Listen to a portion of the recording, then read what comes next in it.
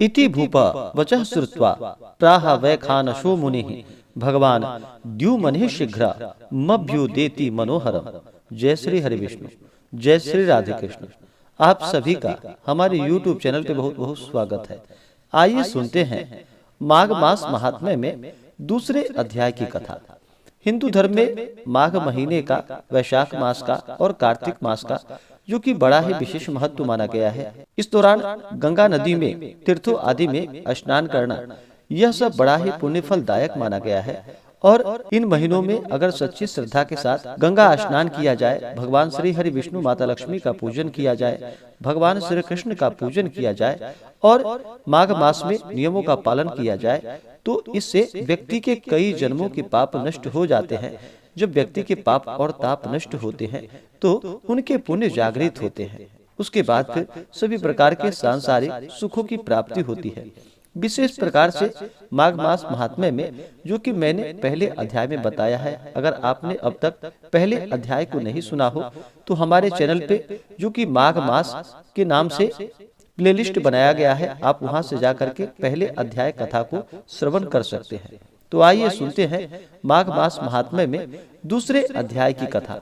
तो बोलिए प्रेम से भगवान विष्णु की जय, माता लक्ष्मी की जय। वेद व्यास जी बोले कि हे सूत जी, राजा का ऐसा वचन सुनकर वैखानस मुनि कहने लगे कि हे राजन, अंधकार को दूर करने वाले सूर्य नारायण शीघ्र ही उदय होने वाले हैं। यह समय स्नान करने का है, कथा का नहीं। स्नान करके तुम अपने कुलगुरु वशिष्ठ से जाकर पूछो। ऐसा कहकर मुनि तपस्वी स्नान करने के लिए चले गए। राजा दिलीप भी वहां स्नान करके लौटा और प्रसन्नता पूर्वक अपने नगर को गया। वहां नगर वासियों ने उनकी पूजा की और बंदी जनों ने प्रत्येक स्नान पर स्तुति की। राजा ने रनिवास में जाकर वानप्रस्थ ऋषि की कथा सुनाई। सूत जी ने पूछा कि हे भगवान, उस राजा के पूछने पर धर्मात्मा वशिष्ठ ने क्या कहा? व्यास जी बोले कि हे राजन, रात्रि में सुख से सोया, प्रातः काल उठकर सफेद घोड़े के रथ पर बैठकर सफेद छत्र और चबर से शोभायमान आभूषण तथा सुंदर वस्त्र पहनकर सुगंधित पुष्प युक्त मंत्रियों के साथ और बंदी जनों से जय शब्द लगा स्तुति सुनता हुआ, ऋषि के शब्दों को याद करता हुआ वशिष्ठ ऋषि के स्थान पर पहुंचा। वहां महर्षि की स्तुति तथा आचार पूर्वक उन्हें नमस्कार करके अर्घ्य देकर आशीर्वाद पाकर राजा सुख पूर्वक आसन पर बैठा। जब ऋषि ने राजा से कुशल क्षेम पूछा, तब राजा ने प्रसन्न होकर कहा कि सब कुशल है। तब मधुर वाणी से राजा ने वैखानस के कहे हुए प्रश्न को पूछा तथा विनती किए कि हे भगवान, आपकी कृपा से मैंने विस्तार पूर्वक आचार, दंड, नीति, राजधर्म तथा चारों वर्णों के चारों आश्रमों की क्रियाओं को सुना है। दान, विधान, यज्ञ की विधियां, व्रत की प्रतिष्ठा और विष्णु भगवान की आराधना की विधि भी सुनी है। हे तपोधन, अब आप माघ स्नान के महात्म्य का विनय पूर्वक भली प्रीति मुझसे कहिए।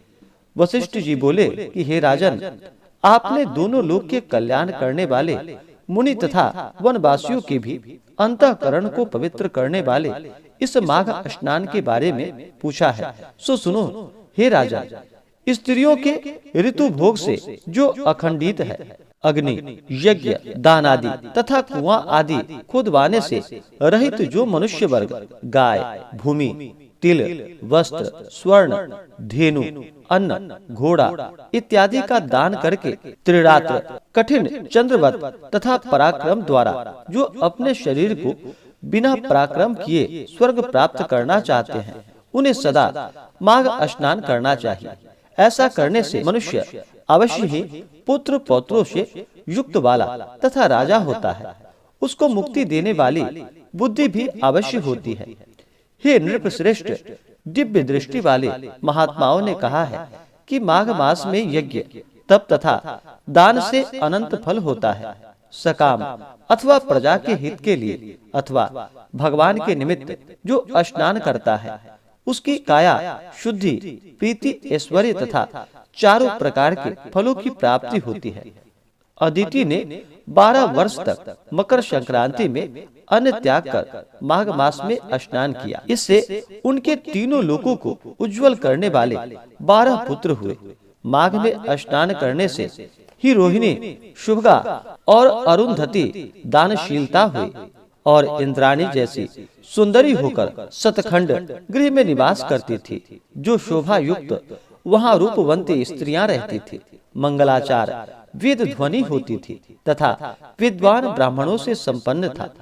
जो मकर संक्रांति में स्नान करते हैं और देवताओं का पूजन करते हैं, वे अतिथियों से परिपूर्ण ऐसे सुंदर घर में रहते हैं। वह मनुष्य धन्य है जिन्होंने माघ में बहुत सा दान व भगवान मधुसूदन का पूजन किया तथा इष्ट वस्तु का दान तथा व्रत नियमों का पालन किया। माघ मास में काम मूल फल से निष्काम और सदा मोक्ष देने वाला होता है। जो दान करने वाले को, वन में तपस्या करने वाले को तथा अतिथियों भक्तों को प्राप्त होते हैं, वे सदा माघ करने वाले को प्राप्त होते हैं। पुण्य क्षीण होने पर मनुष्य स्वर्ग से वापस आते हैं, परंतु माघ स्नान करने वाले स्वर्ग से वापस नहीं लौटते। इससे बढ़कर कोई भी तप, कर्म व व्रत आरोग्य देने वाला तथा पवित्र और पाप नाशक नहीं है। भृगु जी ने मणि पर्वत पर विद्याधरों को यह सुनाया था। राजा ने कहा कि ब्राह्मण भृगु जी के कहे धर्म उपदेश सुनने का मुझको बड़ा कौतूहल है, इसलिए मुझसे कहिए। ऋषि बोले कि हे राजन, एक समय 12 वर्ष तक वर्षा न होने से सब प्रजा छिन्न होकर 10 दिशाओं में उद्विग्नता से चली गई। हे राजन, हिमालय तथा विंध्याचल के मध्य दुर्भिक्ष पड़ जाने से लोग आपदाग्रस्त तथा प्रजाहीन होने से और होम, श्राद्ध, यज्ञ, वेदाध्ययन और धर्म लुप्त होने से पृथ्वी मंडल फल, मूल, अन्न और जल से शून्य हो गया। तब विंध्याचल के नीचे सुंदर रेवा नदी पर वृक्ष से आच्छादित आश्रम से निकलकर भृगु ऋषि अपने शिष्यों के साथ हिमालय पर्वत पर गए।